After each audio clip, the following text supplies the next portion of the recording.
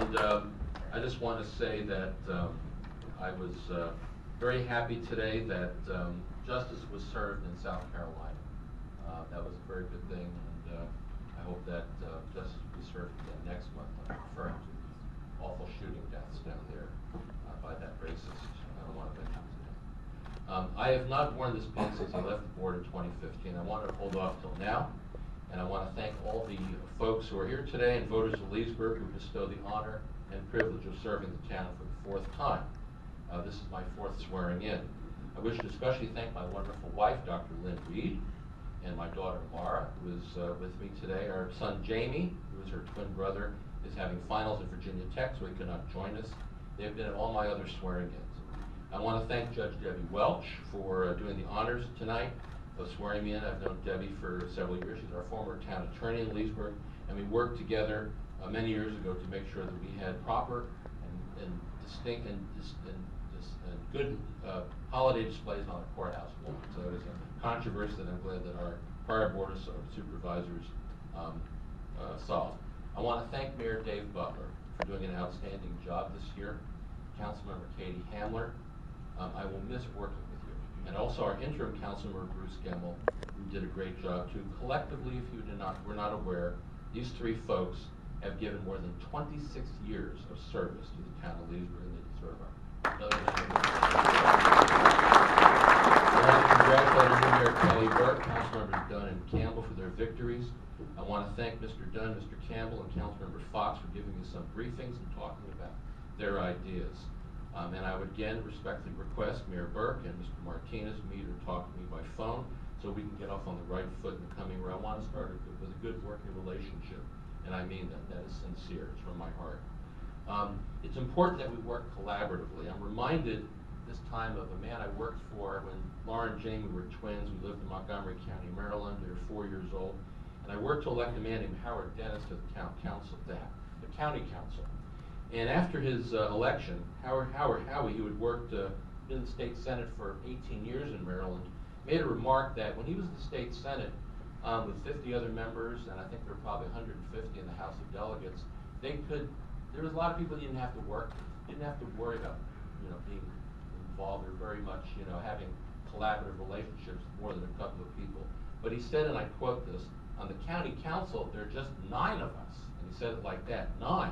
So we all have to work together and get along. He was in the minority on that council. He was a Republican in the Democratic council, but he got a lot done. And I soon learned that it's very important to work, to put aside politics, petty differences, and work collaboratively with those you may disagree with, you may not like. After all, God made us all, and there's no excuse for humans not to speak to each other. Failure to communicate, I believe, leads to mistrust, resentment, a poor working environment, and even hostility.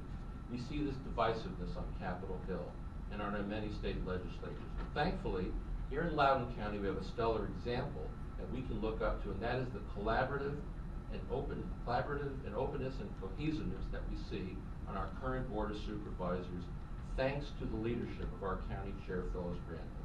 And I mean this sincerely, that she and Supervisor Ralph Bowen, the Vice Chair, have really done a great job in seeing that board is not factionalized or anything. Because I've seen prior boards where people wouldn't even want to talk to each other. And I want to thank you, Chair Randall, and you Supervisor Umstack, for doing a great job for us. Thank you. I also learned something when my twins were young.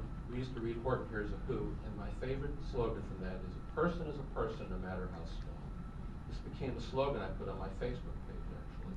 It's important for all of us to not forget that there are people out there who do not come to the microphone or council meetings, and we have to work to help them.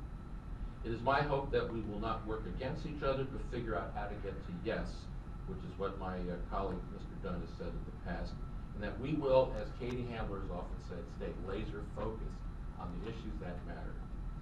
We cannot just deliberately try to deny credit for someone for their initiative, and Mr. Dunn mentioned that. We have to stop worrying about who gets the credit. And we have to work collaboratively with Phyllis and Kristen, Gary Higgins, and others on the board, not to send letters back to each other. There are many issues here in Leesburg that we have to address. Backups on US 15 and the bypass, getting interchanges built, first getting funding, of course.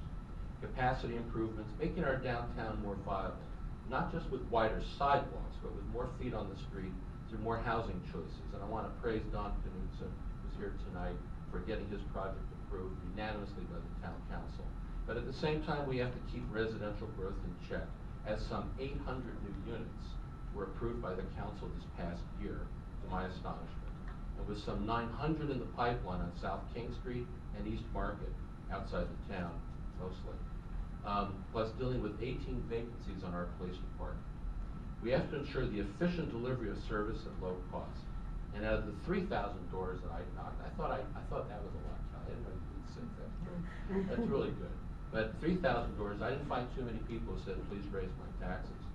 We have to ensure efficient delivery of services, but the fact is the town's revenue picture is flat.